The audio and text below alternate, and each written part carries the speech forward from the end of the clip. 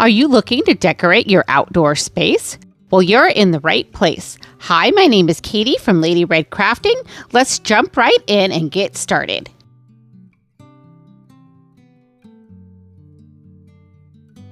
I just love crafting with solar lights, and I want to try a new one here with these 5 little solar lights from the Dollar Tree. So to turn these solar lights on, you do have to remove the little lid on the top there, and there's an on-off switch. And you just go ahead and make sure you turn all of these on and make sure each one of these work before we start our craft.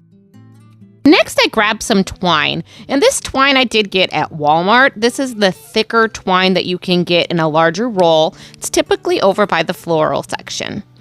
And what I'm doing here is I'm taking some painter's tape, and I'm just going to go ahead and measure out 18-inch strips, but I'm going to keep them all attached. So we're going to make a big long string, and every 18 inches, I'm going to add a little piece of blue painter's tape just to make sure I know where I want to put each one of these lights so they are spaced evenly. And for the ends of my twine, I did do a 24-inch length. That gave me some extra twine to be able to tie this wherever I would like. Now, to make this a little bit easier to maneuver, I am going to remove the lids from all of these little lights because we're going to take those and tie them to our twine.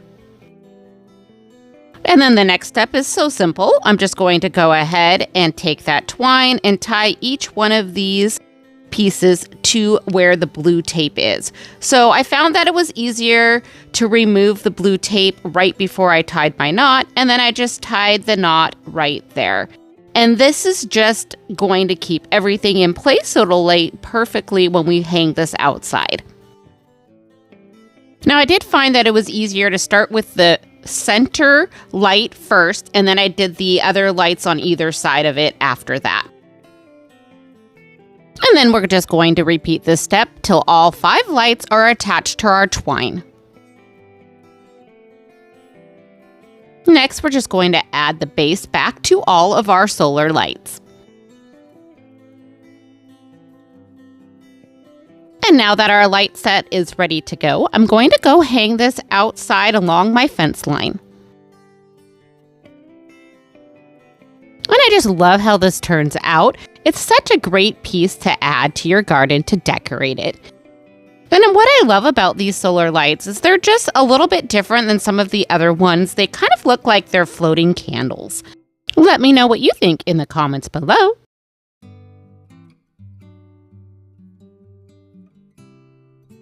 I am so excited about this piece. I have recently started growing lavender in my garden, and I really wanted some signage for that. And this is going to be a beautiful decorative piece for that area. So to start out, I'm going to place my wood plaque onto a paintable surface. And I'm going to be using the color Almond Latte, and it's a flat paint from Folk Art. And I'm going to paint both sides of this plaque. Now, once everything has completely dried, I grabbed out my rubber stamps, and I've had these stamps for a very long time. They are from Stampin' Up, and I think they're from like 2002. So I am going to take my terracotta black paint here, and I'm going to just put that down onto a piece of cardboard, and I'm just spreading it out to make it easier for me to use the stamps in the paint. Now I'm going to be stamping the paint onto this plaque, and then once I'm done with each letter, I do wash them off right away so that the paint doesn't stick to the rubber. And this is just a fun, unique way to use your stamps that may not get used very often, and it gives a totally different look to your piece. And I'm going to be spelling out the word Lavender Lane for my little plaque.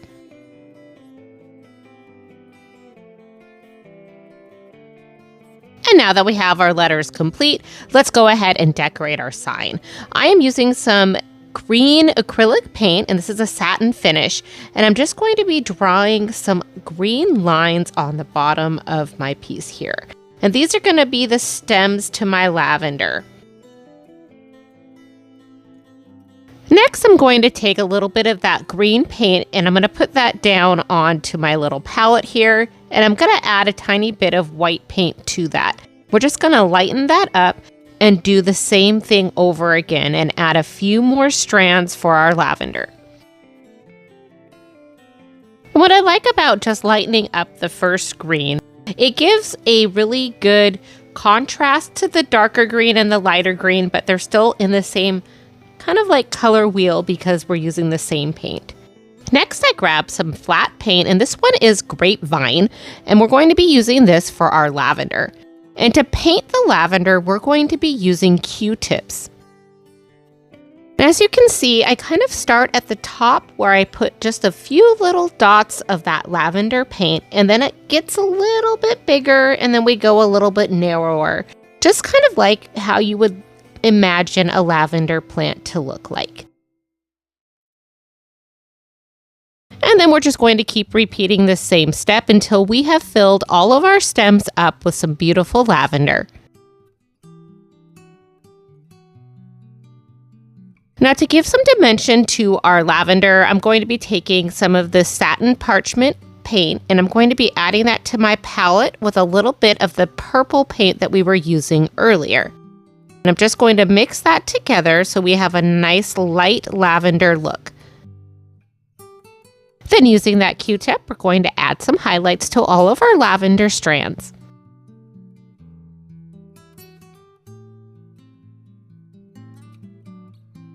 Now grabbing that parchment colored paint again, we're going to add that to our palette with a tiny sliver of purple paint, and we're going to mix that together.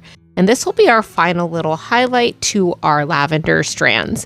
And we're going to use our Q-tip again, but we're just going to do a really light dry brush in a way with the Q-tip over the top of these lavender pieces. So I just kind of dab that Q-tip onto that cardboard first just to get some of that paint off of there. So it's very faint, that what I'm putting onto my little lavender plants. And this just gives it a really nice light glow.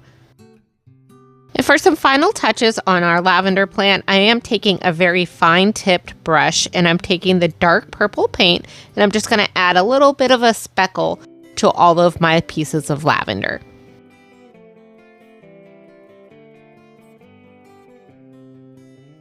Next, I'm going to take the original green paint we used earlier, and I'm just going to add that to a dry round brush, and I'm just going to add a little bit of grass along the bottom of our piece.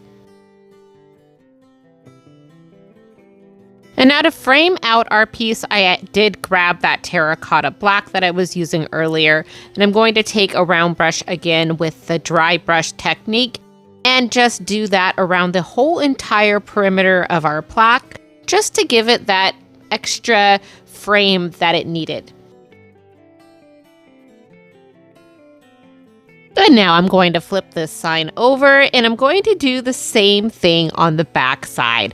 But this time I'm not going to be putting the Lavender Lane. I'm going to be making longer strands of lavender because this sign is going to be hanging in my lavender garden and you're going to see it from both sides. So I wanted both sides to have a beautiful picture. Now, while we have a moment, I want to tell you all about this month's playlist, Summer Inspiration, hosted by Loli at Loli D's Creations. And our guest host this month is Monica at Up All Night DIYs. This playlist is all about creating summer DIYs and inspirational pieces. So if you like summer DIYs or crafts, check out our playlist. The playlist is down in my description box below. These amazing creators have so many fun crafts for you to check out. So please stop by and give them some love. Thank you for watching, and now back to our video. So once we have the first layer of purple, I went back with my lighter purple, and then we're going to add our white highlights. Next, we're going to go ahead and just sprinkle a little bit of that darker purple right over the top, just to give it some little specks. Now we're going to add our grass, and once we have our grass, we'll add our border. And once everything has dried, we're going to go ahead and add our hanger back to our plaque. Now I'm going to take my sign outside with my Rust-Oleum matte clear enamel, and I'm just going to hang it on a hanger so I can spray both sides at the same time and let it dry. Once I've done 3 good coats of this sealer on here, I'm going to take this back inside and we're going to add a few additional items to our piece. So I had a few pieces of leftover lavender floral, and I'm going to go ahead and just trim up this floral using my wire cutters. And I'm taking these pieces and I'm going to make a little swag for the front of my sign. And to attach these pieces, I'm going to be using my floral tape, and you can find this at the Dollar Tree or at Hobby Lobby. And you're just going to wrap that around your piece in the center.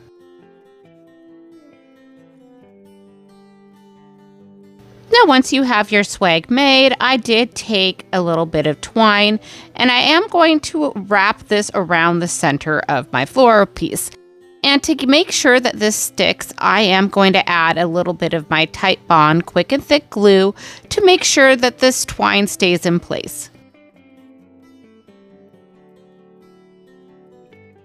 Now, once we have our swag in place, I'm going to be using my Super Glue Fix All adhesive that I get at the Dollar Tree, and I'm just going to attach that to my sign. And then I am going to attach a little twine bow to the top just to finish everything off. Now, here is what our sign looks like on both sides. I just love how this turns out. This is such a fun piece, and I cannot wait to hang this in my garden. Let me know what you think about this piece in the comments below. And if you're enjoying this content, don't forget to hit that like and subscribe button. It really helps my channel grow. Thanks! Get crafty with Lady Red's monthly newsletter. Tips behind the scenes and exclusive giveaways. Subscribe now in the description box below. It's free, so what do you have to lose? Thanks!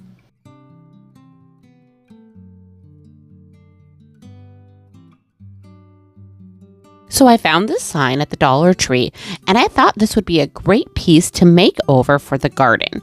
So we're going to start out by just removing the string and the little hooks, and we're going to save those for a little bit later. And on the back side of the sign, we're going to remake it. So we're going to start out by using some Almond Latte flat folk art paint, and I'm just going to take that paint and I'm going to paint the whole back side of our piece. And I wanted to give this more of a marbled look, so I'm going to take 2 other colors. This one is Crushed Stone from Folk Art Flat, and I'm also going to be using Coconut Milk from Folk Art Flat. I'm just going to add that to my cardboard here. And I'm going to take a sponge, and we're going to sponge this all over our piece. And I just love the look that this sponge gives this piece. It really gives it a really fun look. So you can just keep sponging this until you get the look that you're looking for.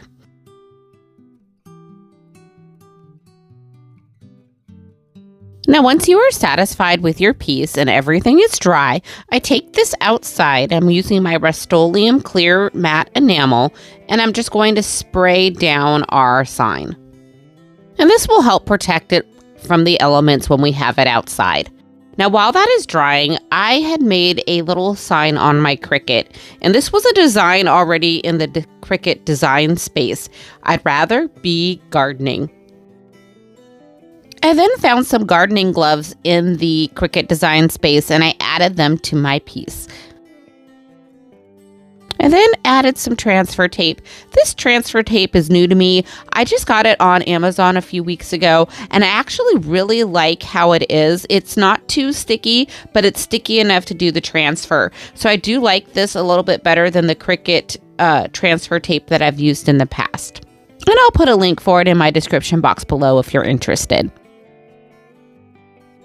So next, we're just going to transfer our design to our sign. And I'm just going to position this right over the top and then lay that down.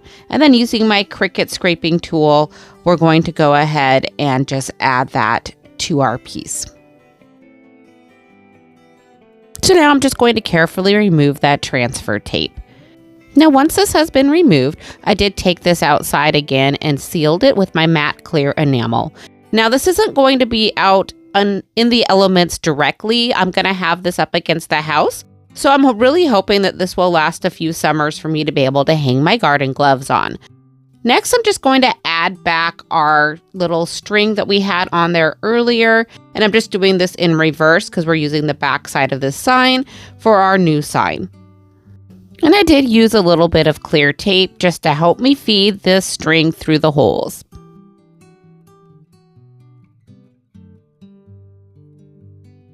Now, once I got everything tied back into place, here is what our beautiful sign looks like. And wow, I just love how this sign turns out. This is what it looks like up at the house with my little gloves on it. And I'm so excited to have a place to put my gloves for when I'm gardening. Let me know what you think in the comments below. And what is your favorite thing to garden? I recently added basil to the front of my tomatoes, and I'm really enjoying that. It's so nice to be able to have basil for fresh pesto. Thank you so much for crafting with me today. I hope you had fun and feel inspired to try some new summer projects. If you enjoyed this content, please give this video a thumbs up, subscribe, or hit that bell so you never miss an update. Don't forget to sign up for Lady Red's newsletter for even more tips, sneak peeks, and exclusive contents delivered right to your inbox. And as always, please remember, craft more, stress less.